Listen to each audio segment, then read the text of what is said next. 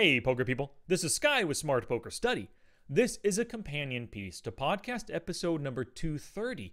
And if you haven't heard that yet, just click the link right up above. In that episode, I gave a lot of action steps that I took away from the book called Waiting for Straighters from Tommy Angelo.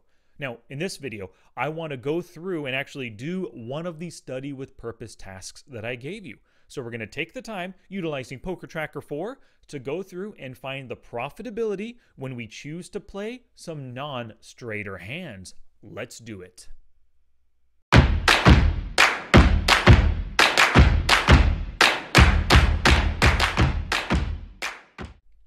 All right, so let's get to some non-straighter profitability. First off, one of our tools, of course, is Poker Tracker 4, where we do all of our filtering with. And, of course, Excel. I love Excel. Use it all the time. So in that podcast episode number 230, which you could see a URL for it right here if you want to go visit it, I talked about Waiting for Straighters from Tommy Angelo. And straighters are cards that they can hit a straight on the flop. Ace 10 is a straighter, Ace 9 is not a straighter. Now, I gave 9 different study with purpose and play with purpose tasks. This is number 4 right here, and it's called Check Your Profitability with Common Non-Straighters. So that's what we're doing. Now, my total hands out of my database that I VPIP'ed is 14,000 hands, as you can see. Profitable $2,700, positive 99 big blinds per 100 hands. Now, when it comes to VPIPing with these are all the non-straighter hands that I typically VPIP.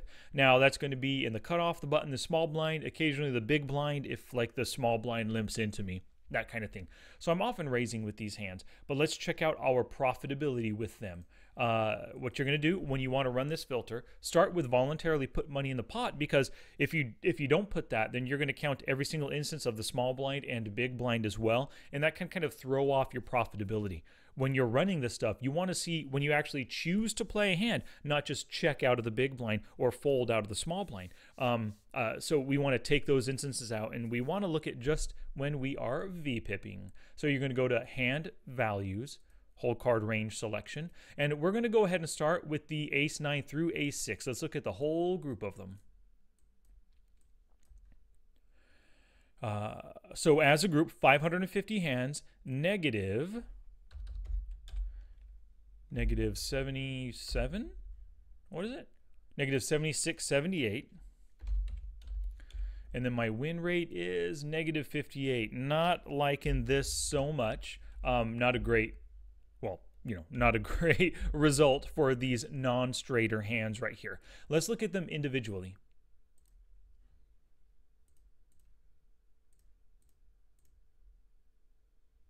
Just the Ace 9 to start. 142, 136, 36. 142, 1.36 profit, and 36 win rate. Okay, not bad. Let's take a look at the worst one now, Ace 6. Hand values, whole card, hold'em hand range, Ace 6 suited. 139, negative 1543. Oh, I don't like it. Of course, the other hands are worse. We're at negative 76 total. And 58 positive. Oh, wait, negative, I mean? 58 negative, I mean. In the win rate right there. Yeah, so look at that. So instead of, taking the time to run through all of this with you, let's just do a little internet magic here. And bam! All the numbers are complete right here. And you could see as a total when I'm playing non-straighter hands, VPIPing with them, not just being dealt, but VPIPing, my total losses are negative $14.72 out of 1,500 hands with a positive win rate of 9.5. And so I'm losing money, but I'm positive win rate because I played 2 different stakes, 25 NL and 10 NL. So the mixture of the two, just, it can make the numbers differ like that. But in general, I'm making some decent money with the suited kings. And my guess is because these hands are a lot easier to get away from even if I flop a flush draw and there's a ton of action. If I don't have that nut flush draw, it's a lot easier to fold, right? And maybe if I hit a king or anything, I mean a top pair of kings, maybe I'm not, getting super aggressive with those. Whereas some of the aces, if I hit a pair of aces right here, even though the kicker is a 6, 7, 8, or a 9, maybe I am getting a little bit overly aggressive and losing some extra money when my opponent has ace jack or ace 10, that kind of thing, when they out kick me, you know. Plus, I might be getting too aggressive with like the suited nut flushes. I'm sorry, suited nut flushes with the nut flush draws, or I might just be calling way too many streets of big bets because I have that nut flush draw, and maybe I'm not actually getting aggressive. I'm just calling too much in order to catch on the next street.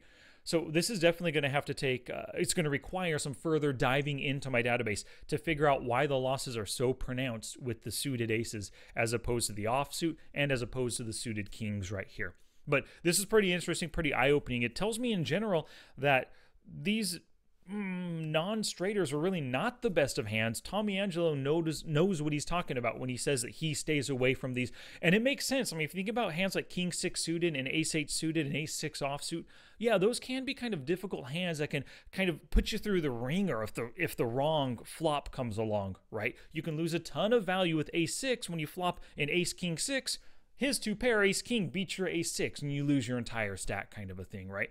So a lot of these are reverse implied odds kind of hands. So I'm really happy once again that I read this book, and I'm actually incorporating throwing out a lot of these non-straighter hands when I'm dealt pre-flop, even in the cutoff button, the small blind, the situations or the positions where I'm normally raising instead of just folding. But I'm folding them now, and I'm trying to see if that makes my poker sessions a little bit more comfortable, a little bit more relaxing, and see if I can make more money by getting rid of these non-straighter hands. All right, thank you so much for watching. Please click that subscribe button down below, as well as ding that bell for notifications for every future YouTube video. Catch you later.